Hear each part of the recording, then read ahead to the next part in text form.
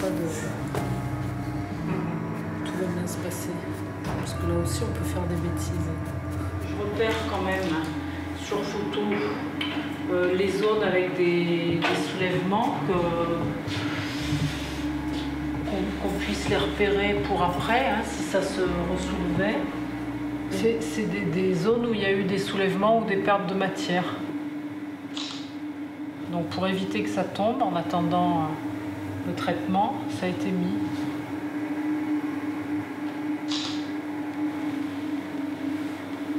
Ça fait un peu scrunch quand il y a moins d'adhésion, on l'entend aussi, ouais. Bon, mais là c'est pas, ça va quand même. Hein.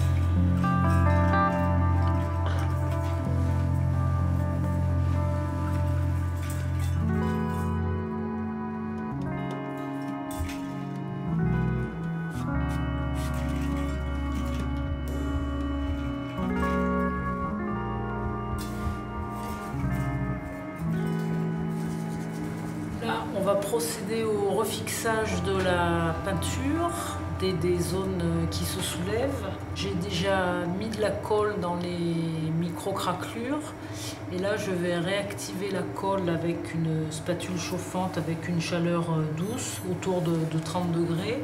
Par contre, ça s'est réaplani, donc ça c'est bien, c'est l'objectif de l'intervention.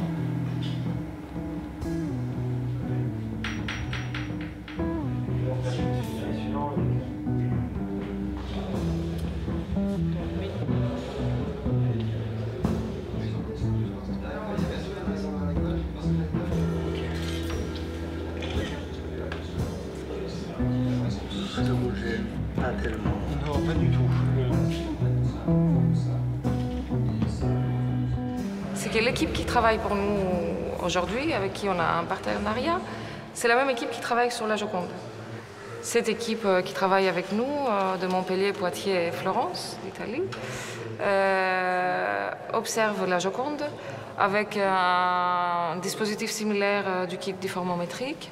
Il y a la pesée de l'œuvre au début de la journée, au milieu de la journée et à la fin de la journée, et l'observation par caméra de la face de l'œuvre sur une journée.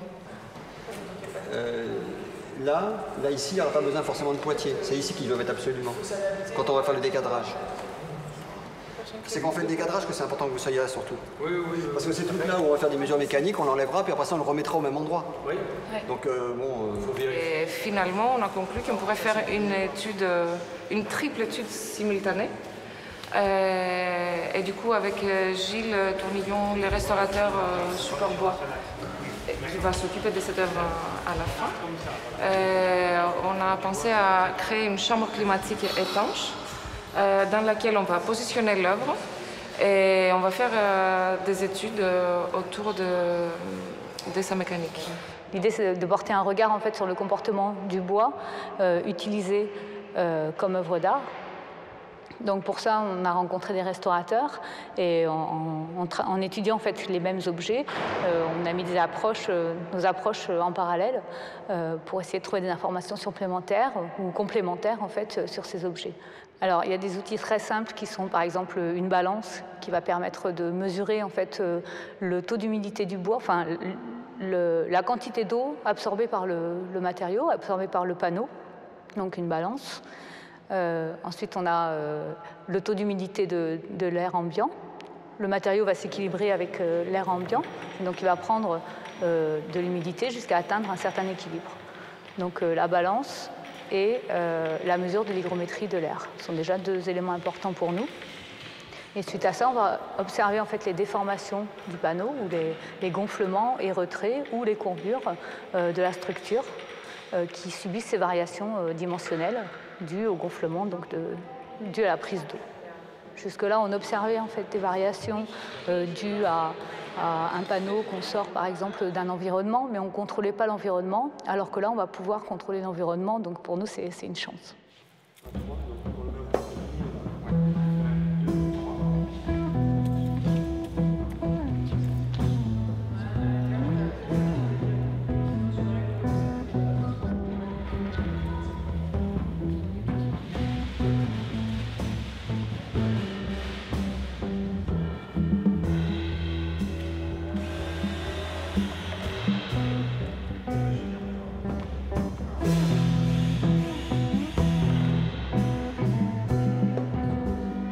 Mon sujet, en général, c'est la technologie du bois.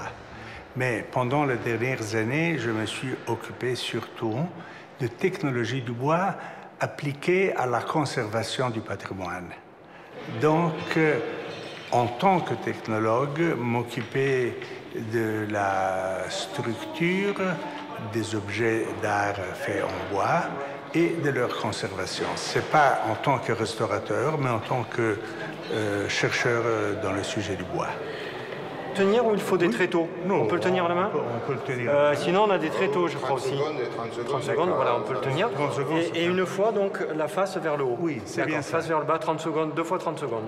Exactement. Okay. Ce qui est notre, Voilà, repasser, bien évidemment. pas une invention, mais une application, c'est d'avoir combiné la géométrie de plusieurs transducteurs de déplacement, deux, pour être exact, deux transducteurs, de telle façon que par leur lecture et en connaissant la géométrie du système, on arrive à mieux connaître quelles sont les déformations de l'objet, dans ce cas du panneau point, dans le point où on a appliqué le système. Donc, le kit déformamétrique est en même temps une méthode de mesure et aussi un équipement qu'on a assemblé avec du matériel surtout commercial.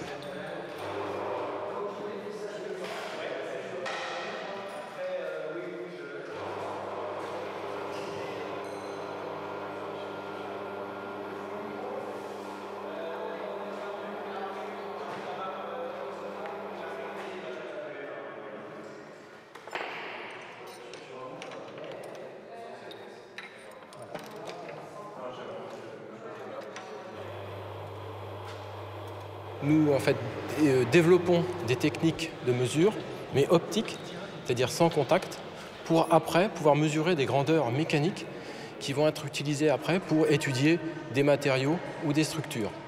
Et ce qu'on veut nous déterminer, par exemple, c'est les déformations d'un solide soumis à des efforts mécaniques ou thermiques, etc., ou des structures, voilà.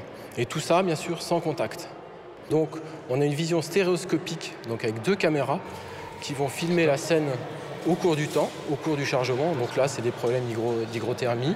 Mais après, ça va être des problèmes de démonter plus ou moins le cadre qui enserre ce tableau. Et on va, nous, pouvoir suivre au cours de ces chargements le déplacement de tous les points et en déduire des déplacements, des déformations. Et après, après étudier le côté mécanique de la chose, la réponse mécanique du panneau. Voilà. Nous, on n'a pas la capacité de le traduire et de le vulgariser. Et ça, c'est le travail des chercheurs, de nous expliquer ce qu'ils voient.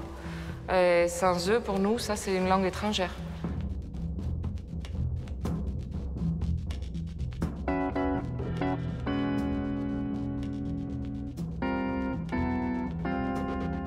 C'est un projet global sur la question de la restauration, de ses pratiques.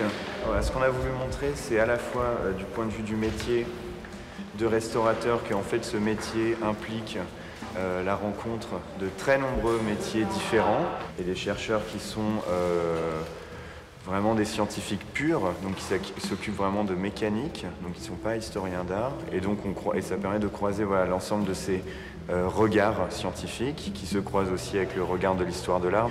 On a vraiment affaire à une installation qui va nous permettre de restaurer une œuvre, mais aussi de façon scientifique et plus universelle, d'en savoir davantage sur les panneaux peints sur bois en général.